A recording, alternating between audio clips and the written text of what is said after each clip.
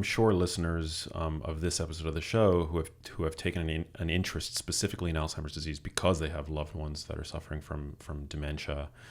I'm certainly the son of somebody who suffered from it, as are you. What would you say are the current like best options in terms of more cutting edge treatments at this juncture? Honestly, Max, that's not something I feel qualified to say with any clarity. But the one thing I can say is think about it early. Take care of yourself early.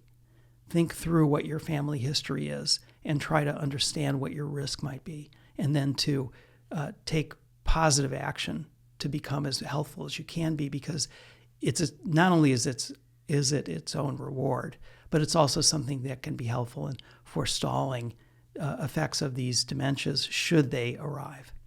Are you at all familiar with the research on the ketogenic diet? I've heard of it, but I haven't studied it carefully. I don't have like a clear view of the importance of it. What have you learned about it? Well, it's certainly not a panacea, but there, as a dietary intervention, the ketogenic diet has been a gold standard treatment for certain forms of epilepsy for a century at this point. Mm-hmm. And it's remarkable in the sense that there are innumerable diets adopted by people around the globe, but none of them change the brain's chemistry as significantly as the ketogenic diet does, because it's essentially changing the primary fuel substrate of the brain. And in Alzheimer's disease, there's, as I'm sure you well know, there's the problem of glucose hypometabolism. So the brain struggles to basically generate energy from glucose, and its ability to generate energy from these ketone bodies, I believe, is unperturbed. And so there are some studies, human clinical trials, that show a small but significant improvement in certain variables, quality of life and whatnot. More so the earlier on in the disease course. So mild to moderate Alzheimer's disease, there seems to be more of an improvement. But it's certainly not a cure, not a panacea or anything like that. But and then there's also there's an FDA approved medical food called Axona, which is basically like a medium chain triglyceride, which you consume and it becomes a ketone body. The liver converts these fats to ketone bodies, and it's FDA approved for Alzheimer's disease.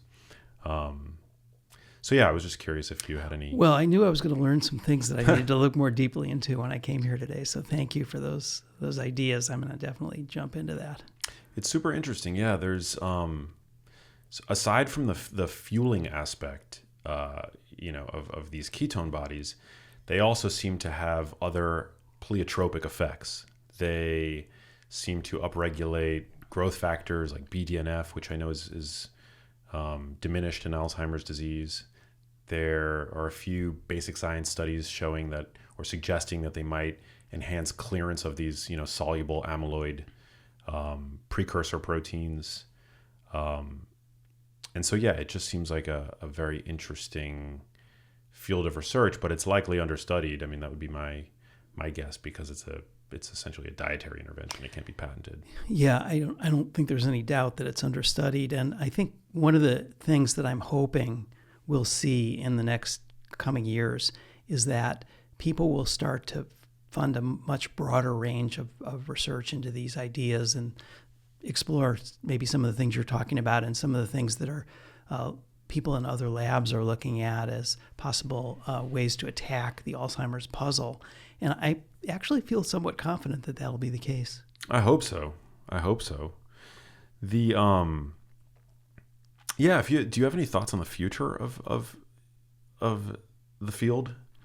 I do. I think we're at a moment, a kind of a pivotal moment, where we're facing down the opportunity to greatly expand thinking about how to approach Alzheimer's and to, again, diversify research.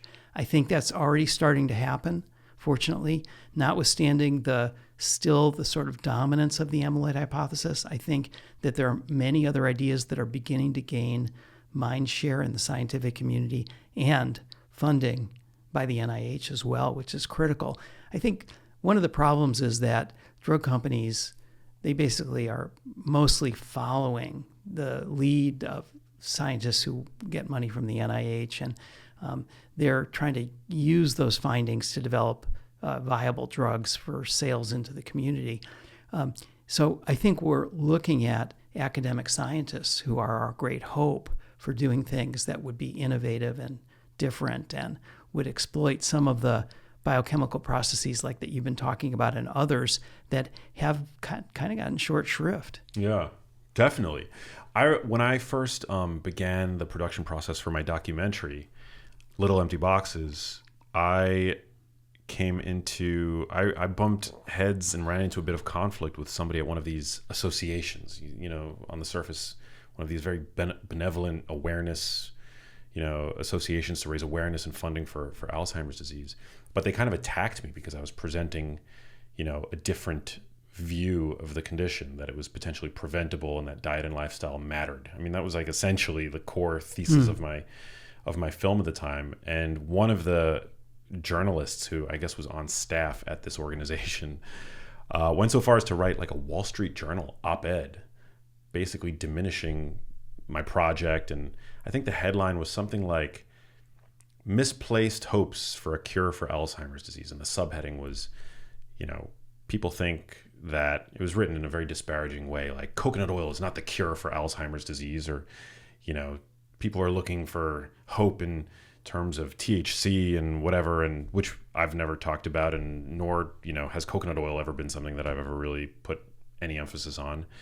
But it's just wild, the degree of pushback that you'll get for an idea when at the end of the day, this is a condition where there have been so many failures, and I think that its successes are going to come from out-of-the-box thinkers.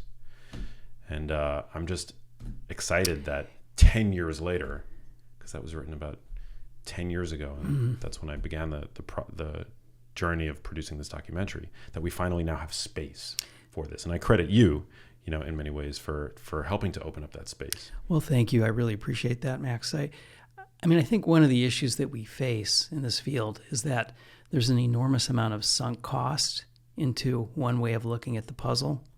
And there's also a multitude of scientists who have spent their entire careers trying to prove out the amyloid hypothesis. And when you've done that, when you've based your life's work on that, and when companies have spent billions of dollars and the government spent billions of dollars, it's very hard to broaden your horizons and to think differently about it. So the conventional wisdom is strong, but the diversity of human thought is stronger. And we have the opportunity to push back, to demand better, and at least to demand that evidence be stronger before we put all of our thought and all of our dedication and determination in one direction. Yeah, but I guess that's why they say science advances one funeral at a time, is because these domineering personalities, they hold on to their domain for such a long time, and they're so aggressive and territorial, and I've personally seen that, and it's just it's unfortunate. Hey, if you liked that video, you need to check out this one here, and I'll see you there.